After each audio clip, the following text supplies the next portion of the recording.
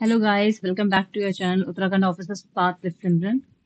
Today we are going to continue the course and the series of Uttarakhand specific crash course which we are starting on our YouTube channel which is free of cost.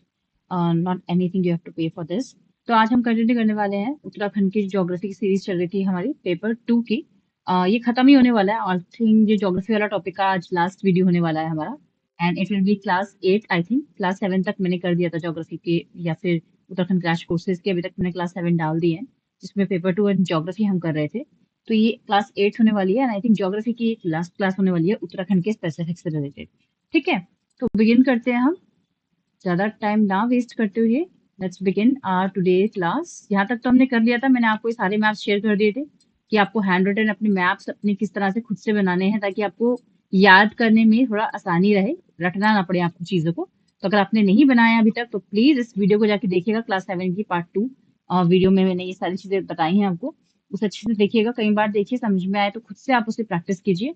इस तरीके से map खरीद के political map, physical map, rivers के लिए इस तरीके से आप उसको प्रैक्टिस कीजिए। ग्लेशियर, बुग्याल, national park, wild sanctuaries and so on. ठीक है, तो बिगिन करते हैं आज का। आई थिंक यहाँ से हमें शुरू करना है Nanda Devi national park.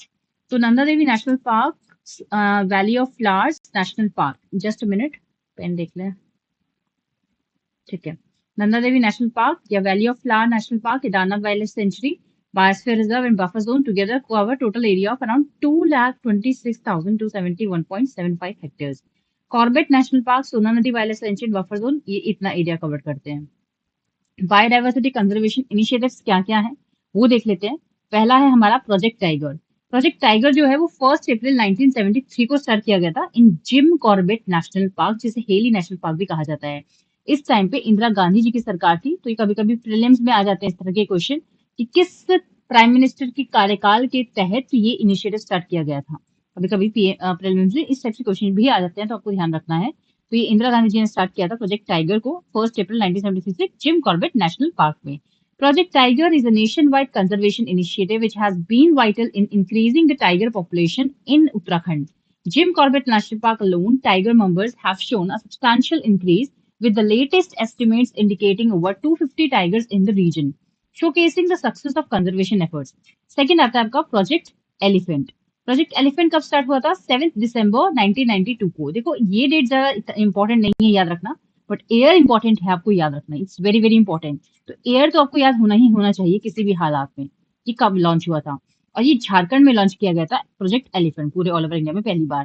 Project elephant focus on protecting elephants and their migration corridors. It addresses human elephant conflict, habitat loss crucial for the survival of elephants in Uttarakhand forest. Next आता है आपका flora and faunal conservation. Floral and faunal conservation के लिए क्या initiative लिया गया? Conservation efforts extend to specific species like the Himalayan monal, Uttarakhand state bird, and various medicinal plants. These initiatives aim to preserve the genetic diversity and maintain the ecological balance vital for region's environmental health. तो ये उसकी कुछ summary है जो हमने अभी discuss किया। एक क्विक रिवीजन के लिए आप समरी को रेफर कर सकते हो जब आप लास्ट टाइम पे रिवीजन कर रहे हो। जिम कॉर्बेट नेशनल पार्क, ये आपका बंगाल टाइगर के लिए है। इसका अप्रोक्सीमेट एरिया इतना हैगा। कभी कभी प्रीलिम्स में ऐसे भी क्वेश्चन पूछ रहे जाते हैं कि डिक्रीजिंग ऑर्डर में, इंक्रीजिंग ऑर्डर में ऑफ एरिया इसको लगाइए। ठीक है ना, तो इस तरह से भी आप क्वेश्चन को प्रिपेयर कीजिए जब दे रखा है तो। Bengal tigers, leopards, elephant conservation and deer conservation के लिए ये इंपॉर्टेंट है। Valley of flowers national Park UNESCO World Heritage Site है, ये 2005 में इसको दर्जा मिला था। अल्पाइन फ्लोरा को स्पेशली रिनोन करने के लिए है और इसका स्क्वायर एरिया इतना है, मतलब 87 पॉइंट कुछ इसका स्क्वायर एरिया किलोमीटर है। और ये सारे animals, snow leopard and sheep, जैसे कंजर्व किया जाता है यहाँ पे। Next Rajaji national park, it's known for its elephant population. Rajaji national park conserves the Shivalik ecosystem. इसका जो एरिया है वो है 820 square kilometre. Elephants, diverse bird species, इन सब चीजों में कवर्ड है। नेक्स्ट है आपका नंदा देवी बायोस्फीयर रिजर्व। ये दूसरा है जो यूनेस्को की वर्ल्ड नेटवर्क साइट्स में इंक्लूडेड है as the biosphere reserve as well after the Valley of flower national Park. It encompasses Nanda Devi and Valley of Flower National Parks.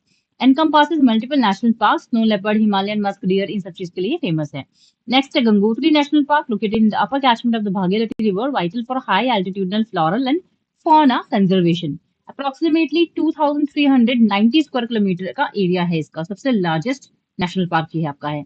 Snow leopard के लिए, high altitude birds के लिए conservation में जाना जाता है। नेक्स्ट है आपका प्रोजेक्ट टाइगर, जिसे हमने डिस्कस किया अभी। जिम कॉर्बेट नेशनल पार्क से शुरुआत हुई थी इसकी nation wide initiative instrumental in increasing tiger population in Uttarakhand and substantial increase in tiger population over 250 tigers in the region. Project Elephant aimed at protecting the elephants and their corridors, addresses human-elephant conflict and habitat loss across elephant habitats in Uttarakhand. Conservation and protection of elephant corridors. ठीक है, तो ये थे हमारे जो main national park वगैरह हमने discuss करी और उससे इंपॉर्टेंट रिलेटेड कुछ भी जो हमारे फैक्ट्स थे. अब पढ़ते हैं हम challenges. Challenges in conservation in Uttarakhand. Challenges क्या क्या आते हैं मेंस में? आपके आंसर राइटिंग में हम प्रीलिम्स मेंस की एक इंटीग्रेटेड पढ़ाई कर रहे हैं और कहीं ना कहीं वो इंटरव्यू में भी आपकी हेल्प करेगी. देखो, अगर आप सोचो सिर्फ प्रीलिम्स के लिए पढ़ूं मैं या फिर सिर्फ मेंस के लिए पढ़ूं मैं, तो ऐसा नहीं होगा. आपको कंटेंट को दोनों को इंटरलिंक करके पढ़ना होगा. इससे प्रीलिम्स के इंपॉर्टेंट क्या पॉइंट्स बन सकते हैं, इससे मेंस पॉइंट ऑफ व्यू से क्या इंपॉर्टेंट बन सकता है, आपको दोनों लेके चलना पड़ेगा. तभी एग्जाम क्लियर होगा, तभी निकलेगा. ठीक है, अभी रिसेंटली रिजल्ट आया है अपर पीसीएस का फाइनल रिजल्ट. आई नो बहुत बच्चे निकले हैं, बहुत खुश हैं. एंड कुछ ऐसे बच्चे भी हैं जिन्होंने बहुत हार्ड वर्क दिया अपना, लेकिन फिर भी बस कुछ ही मार्क्स थे, just by some few marks वो रह गए. तो इसका मतलब ये नहीं कि वो डिजर्विंग कैंडिडेट नहीं है. यू आर टोटली डिजर्विंग, बस समय आपका नहीं है इस समय. ये सोच के आप दोबारा मेहनत कीजिए, अपने ऊपर काम कीजिए. ब्लेम गेम मत खेलिए. अगर आपका सिलेक्शन नहीं हुआ है तो आप ये मत कहिए कि करप्शन है, सीटें बिक गई हैं, ये है वो है. आई नो करप्शन है, पेपर लीक भी दिख रहे हैं हमें, पेपर लीक हो रहे हैं. ठीक है, और सीटें भी बिकती हैं, सब जगह चलता है. लेकिन हम इतने बड़े अभी नहीं हैं कि हम इतने बड़े सिस्टम से लड़ सकें. सच बताएं तो सिस्टम से लड़ना हमारे बस में नहीं है अभी. हमारे बस में क्या है, हमारे हाथ में क्या है, वो है हमारा हार्ड वर्क. हम खुद पे काम कर सकते हैं. मार्क्स रिलीज हुए इसके 2 दिन बाद. अपने अपने मार्क्स देख के आपको एक आइडिया तो लग ही गया होगा कि आप में कहाँ सबसे ज्यादा कमियां रह गई और कहाँ आपको काम करने की जरूरत है. ठीक है ना, कोई भी चीज इतनी आसानी से नहीं मिलती है. जिन्हें मिल गई है वो लाखों में एक होते हैं, जिन्हें एक ही बार में मिल गई हो. बाकी 99 जो 100 में से एक के बाद जो 99 बचते हैं वो मेहनत कर करके आगे बढ़ते हैं. तो प्लीज आप अपने पे काम कीजिए और खूब खूब खूब मेहनत कीजिए. मार्क्स मिल गए हैं, अपनी आंसर शीट्स मंगवाइए, आरटीआई फाइल कीजिए पोस्टल ऑर्डर के थ्रू और या ऑनलाइन जैसे भी हो. अपनी आंसर शीट्स मंगाइए, अपने आप आंसर शीट्स का एनालिसिस कीजिए, देखिए कहाँ कमी रह गई. क्योंकि जो इंटरव्यू तक आ सकता है वो इंटरव्यू क्लियर भी कर सकता है. इस बार नहीं हुआ तो इट्स ओके, डोंट हार्डन. सब क्लियर नहीं कर सकते हैं. 189 183 सीट्स थी और कुछ 600 to 700 कैंडिडेट्स थे.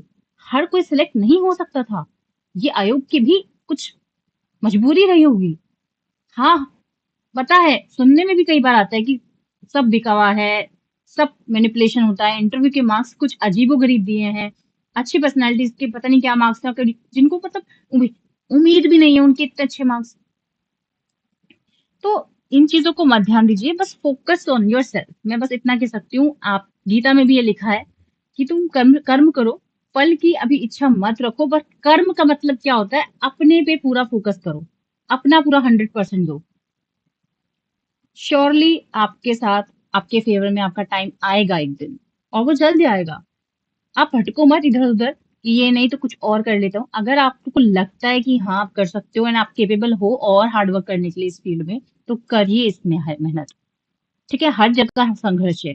एक आर्मी ऑफिसर की लाइफ में भी संघर्ष है, वो जॉब पाने के लिए भी बहुत संघर्ष है, उस लाइफ को कंटिन्यू करना भी बहुत संघर्ष है.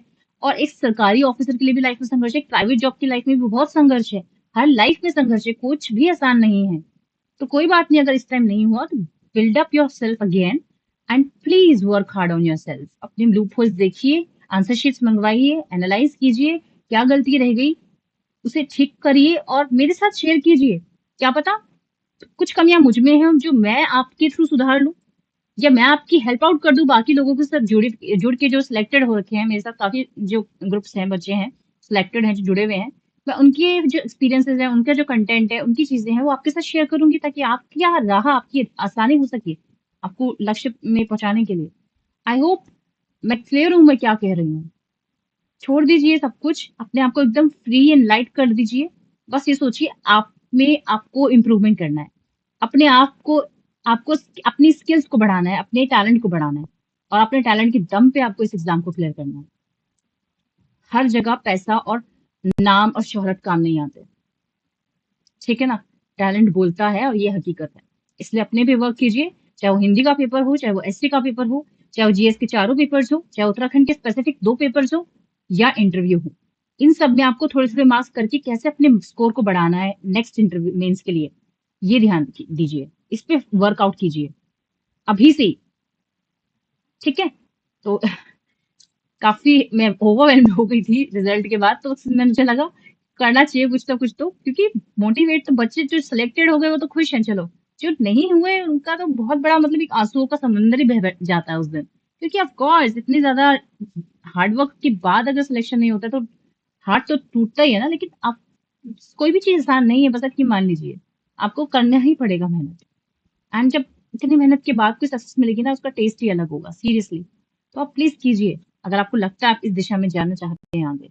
नहीं तो करने को बहुत कुछ है यार, एक ही चीज नहीं पड़ी है जीवन में।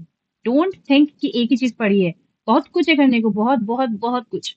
बी पॉजिटिव एंड वर्क इंजॉयबली, हर काम को इंजॉय से करो, बस दैट्स इट। चलो बिगिन करते हैं, आज का लेक्चर काफी लंबा हो जाएगा नहीं तो। Okay, challenges: human wildlife conflict in Uttarakhand, expansion into wildlife habitats. In Uttarakhand, the escalation of human wildlife conflict is a direct result of human settlements and activities expanding into wildlife habitats. This intrusion disrupts the natural territories of wildlife, leading to increased encounters between humans and animals. The situation is not just a minor inconvenience but a significant challenge that impacts both wildlife conservation efforts and the livelihoods of communities. Next आता है हमारा causes and consequences. Okay, यहाँ लिख देते हैं, कभी कभी छूट जाता है ये क्या चीज थी। तो ये है causes and consequences. Primary causes include deforestation for agriculture, then construction, then developmental projects. ये 3 मेन प्राइमरी कॉजेस है: deforestation, construction and developmental projects, या अनसस्टेनेबल वे ऑफ डेवलपमेंट जिसे हम कह सकते हैं। ठीक है ना? These activities reduce the natural habitat for wildlife, forcing them into closer proximity with human habitations. The consequences are severe, impacting both sides, wildlife and human communities. Impact of wildlife on humans. Human wildlife conflict बहुत ज्यादा common है उत्तराखंड में, news में भी कई बार रहता है। Specially Dehradun में तो लेपर्ड्स आ गए थे, जहाँ पे सबरी ये क्या कहते हैं आपका बाला सुंदरी मंदिर टेम्पल है आईटी पार्क की तरफ, वहां पे तो एनिमल्स आ गए थे। तो काफी ज्यादा ये सब न्यूज में रहा पिछले कुछ सालों में। ठीक है, encounters with leopards and elephants. Notably, leopards and elephants are among the wildlife species frequently venturing into human areas in Uttarakhand. These animals in search of food end up in villages and towns, leading to conflicts. Reports suggest a rise in incidents where leopards have entered human settlements, resulting in both human and animal casualties. Recently, in Dehradun city in 2024, January of Uttarakhand, हमने ये सब चीजें देखी थी। ठीक है, next है retaliatory killings and losses. The conflicts often lead to retaliatory actions from humans, including the killing of these animals. The Forest Department of Uttarakhand has reported several such incidents where conflicts have resulted in the death of wildlife. Additionally, there is significant loss of livestock, which is a critical source of livelihood for many local communities. The situation creates a vicious cycle of conflict, loss, and retaliation. According to a report by the Wildlife Institute of India, Uttarakhand has seen a considerable number of human-wildlife conflict incidents over recent years. These incidents have resulted in substantial losses for local communities and have also led to a decrease in certain wildlife populations. Forest resources के बारे में अब थोड़ा सा discuss कर लेते हैं। According to the Land Use Statistics of Ministry of Agriculture, Government of India of 2017-18, land use in Uttarakhand is as follows. You can see over here. Total geographical area जो है उत्तराखंड का, ये देख सकते हो आप इसमें 5,348,000 हेक्टेयर्स आपका एरिया है, ज्योग्राफिकल एरिया है आपका उत्तराखंड का, जिसमें से फॉरेस्ट जो है वो आपका इतना है ऑलमोस्ट 63.48%। ये फॉरेस्ट है, that is the percentage of total area Uttarakhand is covered with. Then next is not available for land cultivation. इतना लैंड जो कल्टिवेशन के लिए सही नहीं है, अवेलेबल नहीं है, वो 7.24% के करीब है। Next, permanent pastures and other grazing lands कुछ 3.46% के करीब है। Then land under miscellaneous tree crops and groves कुछ अराउंड 6.56% के करीब है। अदर कल्चरेबल वेस्ट लैंड, जो वेस्ट लैंड है वो 5.40% के करीब है। Then fallow land other than current fallows, ये 1.43% के करीब है। Current fallows 1.22% and net area sown जो है 11.21% के करीब है। ठीक है, नेक्स्ट आता है forest area and coverage. Forest cover किसको बोलते हैं? Forest cover is the all land which having more than 10% of the tree canopy per hectare. ये definition होती है forest cover की. ठीक है ना, all land with more than 10% tree canopy per hectare is the forest cover. Irrespective of land use, ownership, and the legal status, it is called as forest cover. Such land may not necessarily be a recorded forest area. It also includes orchards, bamboo, and palm. Next आता है forest cover. Forest cover में आपका very dense forest, moderately dense forest and open forest, ये तीन category है, जिसमें से ये एरिया है। और परसेंटेज वाइज देखें तो फर्स्ट नंबर पे आपका मॉडरेटली डेंस फॉरेस्ट है 23.87%, सेकंड नंबर पे ओपन फॉरेस्ट है 12.12% एंड थर्ड नंबर पे वेरी डेंस फॉरेस्ट है 9.45%। टोटल फॉरेस्ट कवर की बात करें तो उत्तराखंड में 45.44% एरिया फॉरेस्ट कवर है, जो कि 24,305 किलोमीटर स्क्वायर एरिया भी हम कह सकते हैं। स्क्रब कुछ 0.73% के करीब है। ठीक है, तो ये आपको ध्यान रखना है।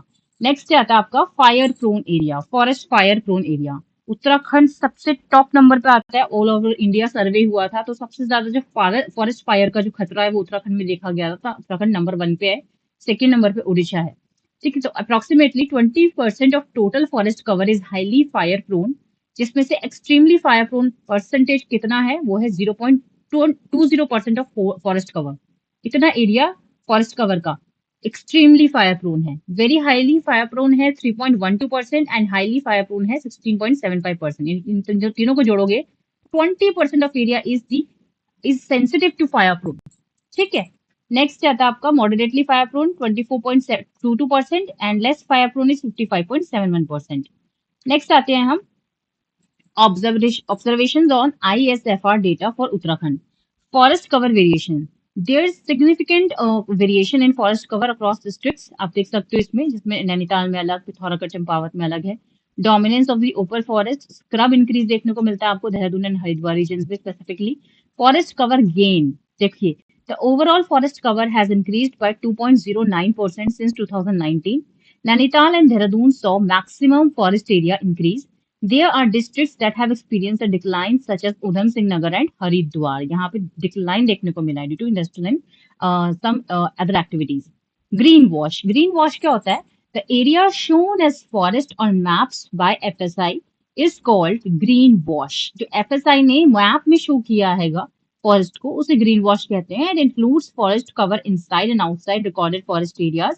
In Uttarakhand, about 30% forest cover comes from outside recorded forest area, showing declining condition of forest in recorded areas.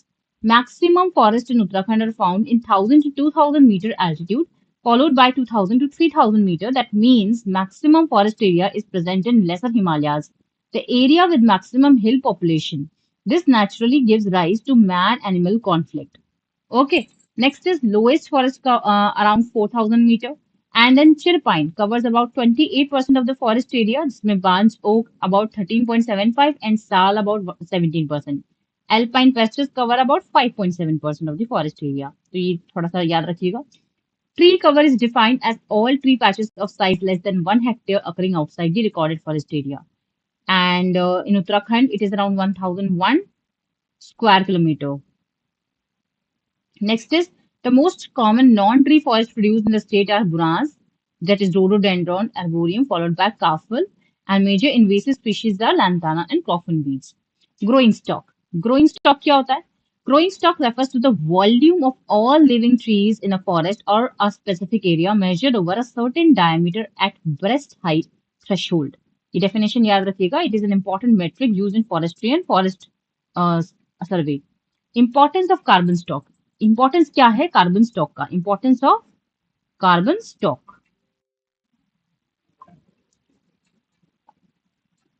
Climate regulation. Forest act is a carbon sink. आपको पता ही है फॉरेस्ट एक्ट का कार्बन सिंक, कितना ज्यादा carbon ये atmosphere से absorb करते हैं. Absorbing more carbon than they release, which helps mitigate the climate change by reducing the concentration of carbon dioxide in the atmosphere.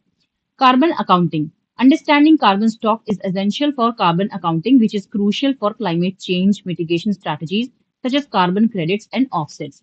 Forest management. Knowledge of carbon stock aids in the development of sustainable forest management practices that balance ecological, economic, and social goals. In Uttarakhand, total carbon stock is 378 million tons, which is 5.25% of total forest carbon of country. Maximum share is of soil organic carbon and above ground biomass. ठीक है, ये था हमारा इसमें carbon से related और forest से related. फिर हमारा जो लास्ट टॉपिक रह जाएगा इसमें वो वाटर रिसोर्सेज और मिनरल्स रह जाएगा, जिसके बाद आपका ज्योग्राफी वाला पार्ट पूरी तरह से कंप्लीट हो जाएगा। ठीक है, तो मैं कंप्लीट ही करा देती हूँ, फिर छोटी सी अलग अलग से वीडियो क्या बनाएंगे इसी में कंप्लीट करा देते हैं आपका वाटर वाला पार्ट भी। वाटर रिसोर्सेज स्टार्ट करते हैं। जस्ट मिनट में पानी पी लूँ यार।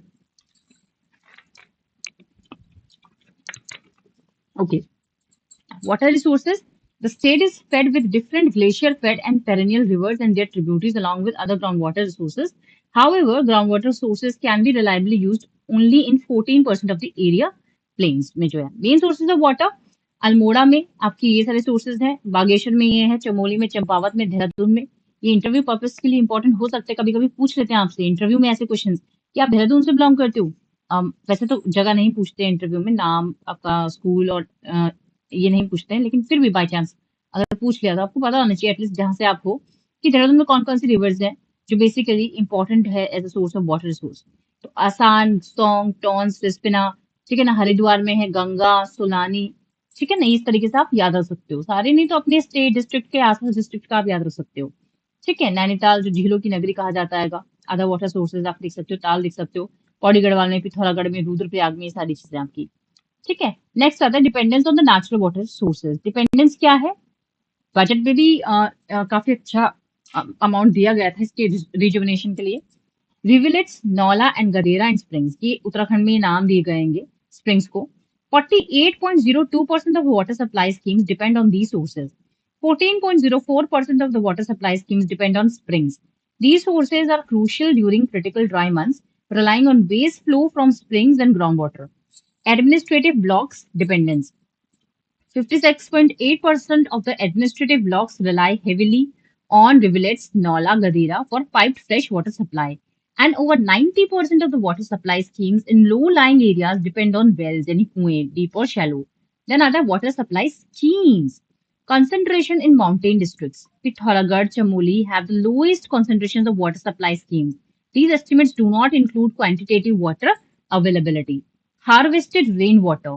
Water supply schemes is using harvested rainwater stored in ponds or similar structures are rare. Next is water scarcity. High scarcity blocks, Ghat, Tharali, and Pokhara are the most water scarce blocks highly dependent on springs.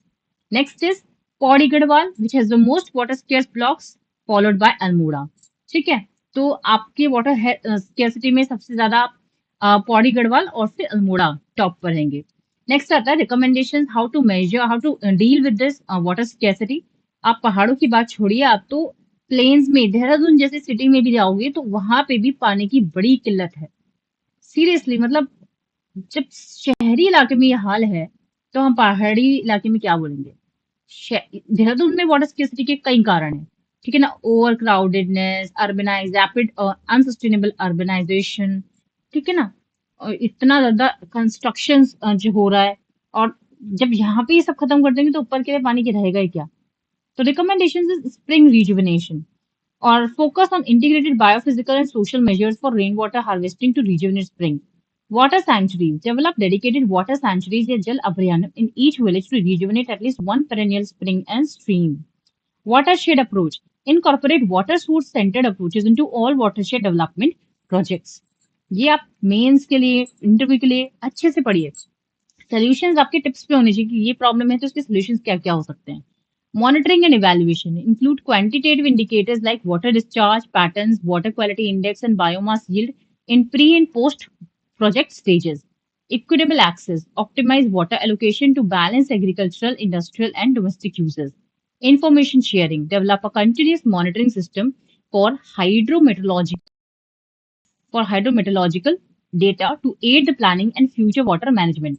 And the last one is GIS based inventory. Launch a campaign to create a GIS based inventory of natural springs in Uttarakhand, aiding in better understanding and cost interlinking of rivers. Very very important. ठीक है, तो ये हो गया हमारे measures to deal with water scarcity in what we can do in state of Uttarakhand. ये summary है इसकी, आप समरी के थ्रू रिवाइज जरूर करिएगा, because revision is the key to success. जितना रिवाइज करोगे उतना ही आपकी नहीं पिला सकता आपको घोल के। बार बार वीडियो देखिए और जितनी हो सके उतनी बार रिवाइज कीजिए, खुद के नोट्स बनाइए, 1 पेज या 2 पेज जो भी है इसको कंसाइज करके और रिवीजन कीजिए, ठीक है। इसके बाद आते हैं exploration and development.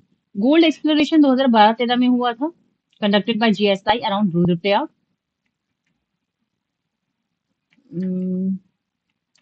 I think एक पेज कट हो गया है उसमें, मिनरल्स वाला। चलो पढ़ लेते थोड़ा बहुत, ये इसमें और रह गया है आपका।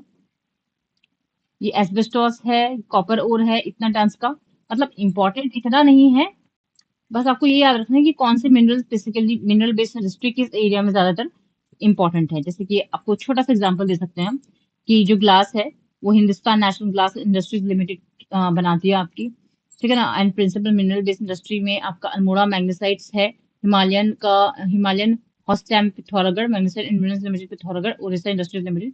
बेसिकली इतना इंपॉर्टेंट ये नहीं है मिनरल्स में, बस ये ध्यान रखिएगा जो स्पेसिफिक मिनरल्स है, जैसे कि आपका डोलोमाइट हो गया, ग्रेफाइट हो गया, जिप्सम हो गया, एस्बेस्टोस हो गया, कॉपर ओर हो गया, ठीक है, मार्बल हो गया, ये सारे मिनरल्स जिस कौन से डिस्ट्रिक्ट में सबसे ज्यादा पाए जाते हैं, ठीक है। तो इस तरीके से आप ये कीजिएगा, ये छोटा सा काम है, होमवर्क होगा आपके लिए, ठीक है। And I hope I am clear with all the content over here. ये ज्योग्राफी का आपका पूरा टॉपिक कंप्लीट हो गया है, उत्तराखंड स्पेसिफिक ज्योग्राफी का। अब मिलते हैं हम एक अलग टॉपिक के साथ नेक्स्ट वीडियो में, तब तक के लिए आप इसे अच्छे से पढ़िए एंड हार्ड वर्क कीजिए एंड सब भूलकर आगे बढ़िए, मेहनत कीजिए। You will achieve the success one day surely. Okay, all the best.